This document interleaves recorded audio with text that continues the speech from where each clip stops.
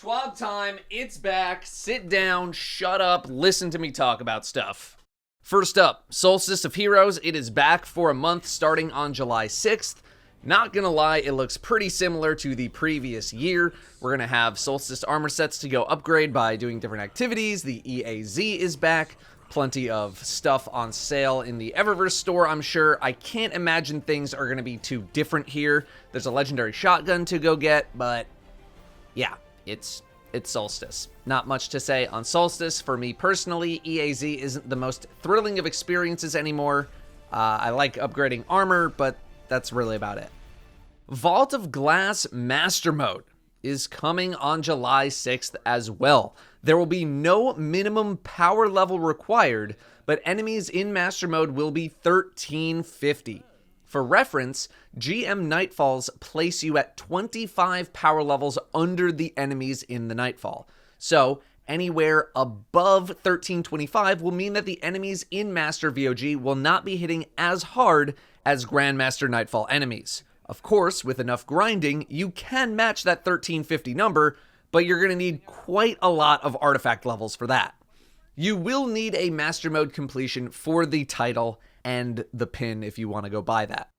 Time Lost Weapons will be introduced to Destiny 2 with this update. Time Lost Weapons, quote, can be comparable to Adept weaponry from Grandmaster Nightfalls or Flawless Trials passages, but offer an additional perk in columns 3 and 4 for slightly more customization, end quote. Each week, Master VOG will offer a specific Time Lost weapon to go hunt, rotating with the challenge. When you've gotten a Time Lost weapon, you can buy more rolls from the spoils chest at the end of the raid, but they will cost more than usual. Something very important to note, and I'm still confused on, is that normal and master modes share a weekly loot lockout. That means if you complete the raid on normal and then do master, you won't get any loot on master. Armor from master mode will focus on specific stats rotating weekly. So one week it'll be intellect, the next week it'll be discipline, etc., etc. Master mode will feature more champions to kill, more modifiers will be active, so it looks like they're going to be doing more than just upping the power level on this thing. Ever since the loss of Prestige mode, I've wanted something to take its place. Since it seems like getting new hard mode mechanics will not be a thing ever again, this is the next best option, utilizing some of the Nightfall difficulty modes for the raid. I'll take what I can get at this point, even if I already have a bunch of weapon rolls that I really like.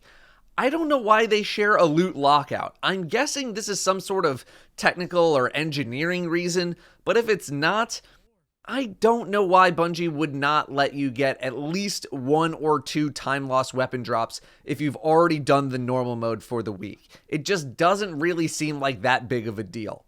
The focused armor, I'm a bit 50-50 on. It seems interesting conceptually, but unless I'm getting some really high stat rolls, like almost flirting with 70 stats on an armor piece, then I'm not 100% on it yet.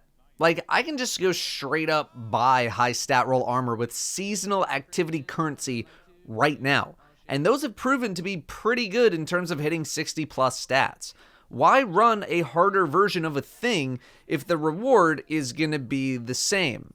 Waiting to see what's up with this, as I don't think high-end players getting access to armor that has 68 to 71 stat rolls is that much of a boost compared to the typical 61 to 67 range, that it would affect gameplay in a great way, but it would at least be better than the 61 to 67 range. Otherwise, I think this is good for the game to have. Players who don't want to run it don't have to, unless you want the title, I guess, and players who do want an extra challenge can go do that. Good. Let's get to the meat of the update here, the Sandbox update. Normally, Bungie likes to hold these kinds of updates until the start of a season, but there are enough pain points that they are moving this update up. But they are working on Season 15 updates as well. Those pain points are aggressive frame shotguns, 120 RPM hand cannons, and Dead Man's Tail. All of these are very, very dominant in PvP, especially Trials, and Bungie has gotten a lot of notes about special weapon usage in the Crucible. Real shocker there. Quote, special ammo abundance in PvP distorts these roles, allowing play that wouldn't be possible otherwise, and is something we're looking to address. End quote. Bungie outlines the goals of each special weapon here, but I'm going to skip that because it's pretty obvious what the intended goals are for a sniper and a shotgun. Shotguns. I'm just going to quote Bungie here. Quote, "We want them to excel at a narrower. We want them to excel at a narrower." Shut up. We want them to excel at a narrower. We want them to excel at a narrower niche than they do currently. So this change aims to retain the reliable one-hit elimination, but at closer range, and push them to be slightly rangier than currently at getting two-hit eliminations. End quote. Sorry, I couldn't say the word narrower. Narrower.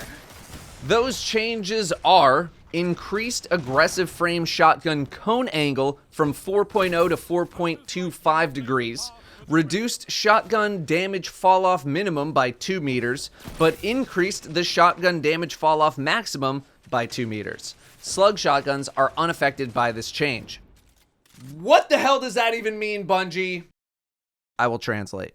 The cone angle is the spread of the pellets. So you shoot the shotgun, it makes a cone coming out of the barrel of the shotgun at a 4-degree angle to spread out all those pellets. That cone is now 4.25 degrees for aggressive shotgun frames, so that cone is just slightly wider.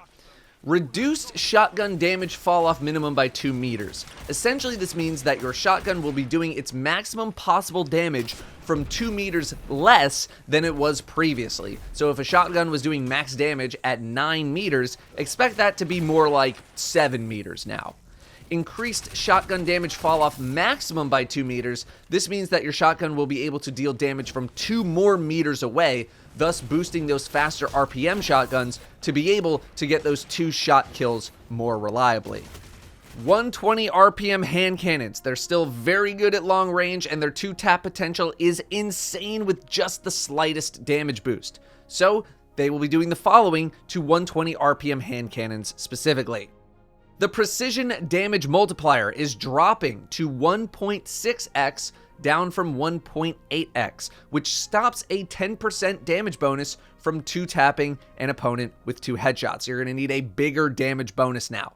The aim assist minimum fall-off distance was reduced by 1 to 2 meters depending on range. This makes it harder to hit shots from farther away essentially, and damage minimum fall-off distance was reduced by 1 meter, similar to the shotgun change. The range at which you'll be able to do max damage with a 120 RPM hand cannon is now 1 meter less. At least that's what I think is happening. Hold real quick on Dead Man's Tale for a moment. We got some perk talk. Drop Mag can now no longer roll on new weapon drops. The functionality of the perk is going to be changing supposedly next season. Pulse Monitor got a fix. The handling should be applying properly now. Rewind rounds shouldn't break anymore because you reloaded or you missed the final shot. And Reservoir Burst's explosion effect on fusion rifles has been equalized with Dragonfly. It'll have the same consistency and speed fix that it got. Okay, Dead Man's Tale. They are removing the aim down sight damage fall off scaler, which was 1.8x to match the zoom. What does that even mean, Bungie? When you hip fire in Destiny, your damage is different compared to aiming down sights. Aiming down sights gives you a much longer range before your maximum damage starts to fall off. Dead Man's hip fire damage matched the aim down sights damage ranges. Now, it won't, which means it'll be doing less damage from farther away when you hip fire it, which is a big deal because the hip fire rate of fire is much faster than aim down sights.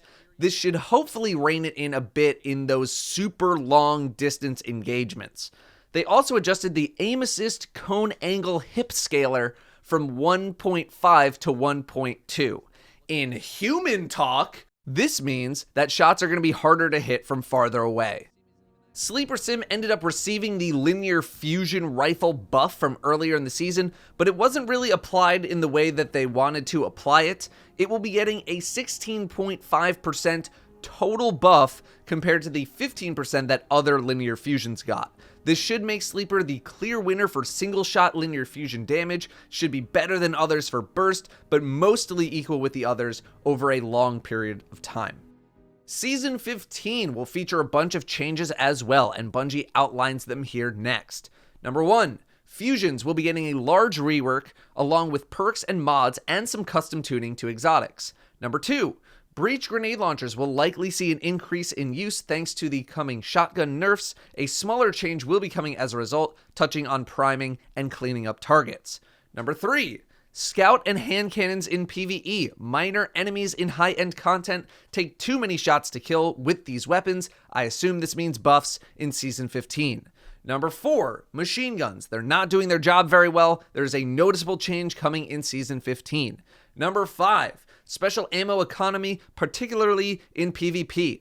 Small changes planned that should reduce the amount of special ammo floating around to a degree, with more changes in mind if needed after that. Number 6, Anarchy. It's been too good for too long. Changes are coming that will make it great at a couple of things instead of great at literally everything. And number 7, exotic primaries. Bungie wants to give players more reasons to use them in high-end PvE content with some changes in mind.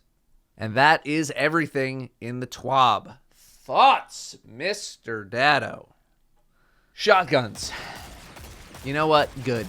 I'm really tired of shotgun dominance in PvP. I'm tired of it being so effective, what feels like all of the time, combined with all the crazy movement that we have. I'm totally okay with this. Being killed by a quick firing shotgun with 2 shots is also not very thrilling, but hopefully this will increase ammo consumption, meaning less shots to work with overall over the course of a game.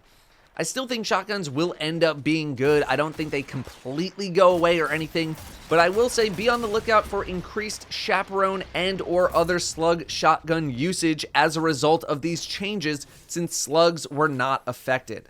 I am not looking forward to the potential increase of grenade launchers either, but I guess we'll see what happens.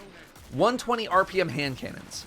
I wasn't as frustrated by 120 RPM hand cannons as I was with shotguns. I think something like this was inevitable though. 120s are simply too hot even after some adjustments that they got, and I still think they're going to be really good. This patch is aiming to reduce the amount of 2 taps, but they've barely touched any of the range, only by a meter or so on a couple of things, so don't expect 120 RPM hand cannons to completely vanish as a result of these changes. Dead Man's Tail was insanity in the Crucible. Stupid high damage, stupid high rate of fire. It could compete at literally any range on any map at any point. This was bound to happen. I think DMT still ends up being good in the mid-range with hipfire. I don't feel like the damage falloff is going to be that brutal at those ranges, but I could be wrong. But those Omega long-range 3 taps with hipfire were just too much. It was too much. It was too good. I'm glad that they didn't touch the aim down sights though. I don't think they really needed to mess with that at all, and they didn't. That's good. Sleeper Simulant, good. Nothing of significance from me here. Good stuff. A lot of people wanted the buff. It needed the buff. I'm welcoming the buff with open arms. As for the upcoming Season 15 notes, the fusion changes, I'm excited to see what they end up doing with them, especially with the exotics. Breach GLs, I love them in PvE, but man do I despise them in PvP, so we'll see what happens with that. Scouts and hand cannons in high-end PvE, potential buff coming. No complaints from me here. I think this is very much deserved, along with the exotic primary notes as well. I'm excited to see what they can do to entice me to use an exotic primary again, besides Dead Man's Tail, in something like a Master or a GM Nightfall. Machine guns suck in PvE right now. Glad to see that they're going to get a buff. Special ammo economy, I think, is one of the biggest issues with PvP right now, so I am interested to see how much they end up changing the ammo economy. The biggest thing here, though, is Anarchy. I actually just had a conversation about Anarchy on my live stream, saying that I was surprised that Anarchy has stayed as strong as it has for as long as it has. It is so good at everything that it does that it is very oppressive to the power weapon slot and has effectively killed off the power ammo using grenade launcher, although special ammo grenade launchers certainly helped with that too. Plus, this season just boosted it above and beyond with all of the seasonal mods, you know, Unstoppable GL and Breach and Clear, although it's not fair to judge them on those mods since they rotate out. I'm guessing there's going to be a toning down of its damage, but I'm interested to see how they end up nerfing it, but still keeping it a contender. I can't say I didn't see this coming. I'm just surprised at how long it took. There's a potential end of an era here. Anyway, that's all I got on the TWAB. Good stuff here. Can't say I really disagree with a whole lot, minus the whole Master VOG loot lockout situation. Yeah, good stuff. Thank you very much for watching. I'll see you next time.